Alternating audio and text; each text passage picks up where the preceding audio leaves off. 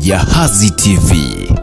Jeshi la polisi mkoa mjini Magharibi Unguja limefanya operation kuanzia tarehe 31 Januari mwaka huu, ambapo katika operation hiyo imefanikiwa kukamata watuhumiwa 13 wanaohusika na wizi wa vifaa vya ujenzi kwa njia ya udanganyifu, uhalifu wa unyang'anyaji kwa kutumia silaha na matapeli wa fedha. Kauli hiyo imetolewa leo na kamanda wa polisi mkoa mjini Magharibi Unguja, kamishna msaidizi mwandamizi wa polisi SACP Richard Tadei, wakati akizungumza na vyombo vya habari ofisini kwake Madema. Amesema baadhi ya wezi hutumia namba za simu kuwapigia wauzaji wa vifaa vya ujenzi kama wateja wanapofika eneo la ujenzi, yaani site, kisha huwatapeli wauzaji hao.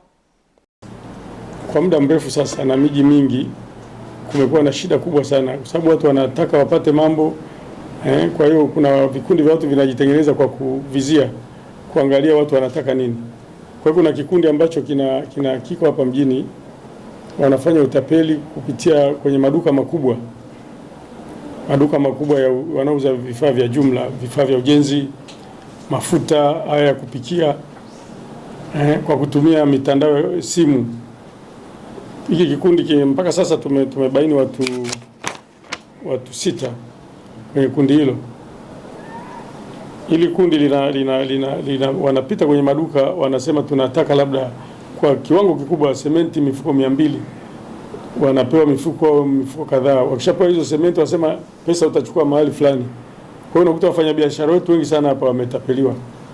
Kwa hiyo tarehe 31 mwezi wa kwanza 2026, baada ya kupata hizi taarifa tulifanya msako wa kina. Kuna mwananchi mmoja alikuwa ameibiwa kwenye duka lake saruji mifuko 60.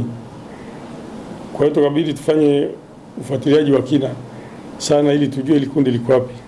Baada ya ufuatiliaji tukafanikiwa kukamata watu 6, lakini baada ya kufuatilia tukapata ile sementi mifuko 60. Kwa hiyo yote tukawa tumerecover kwa kushirikiana na yule mwananchi ambaye alikuwa ametapeliwa.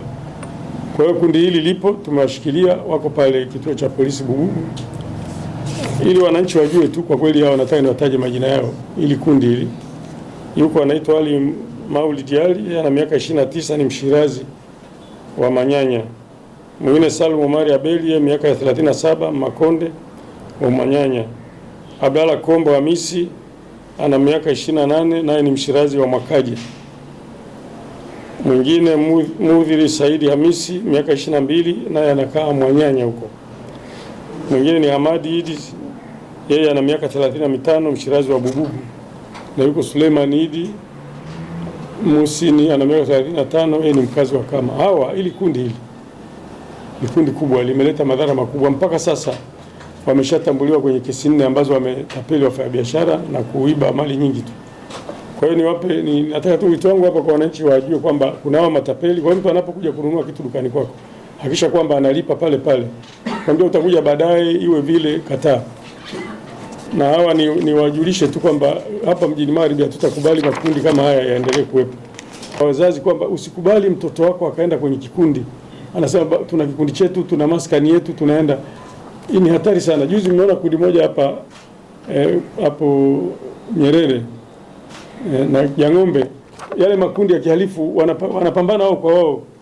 Tumeyakamata yale makundi, nayo yako ndani, tunaendelea nao. Wale walinyang'anya, walileteana shida sana. Kwa hiyo tuna makundi ya vijana wetu wadogo ambao wako mtaani.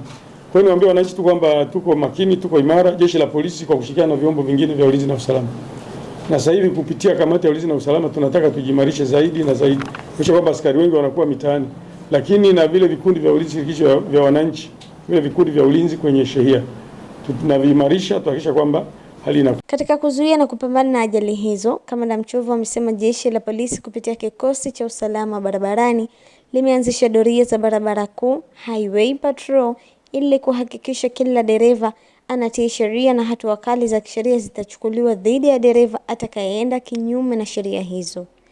Mimi ni Zaituni Juma, hii ni Jahazi TV. Jahazi TV.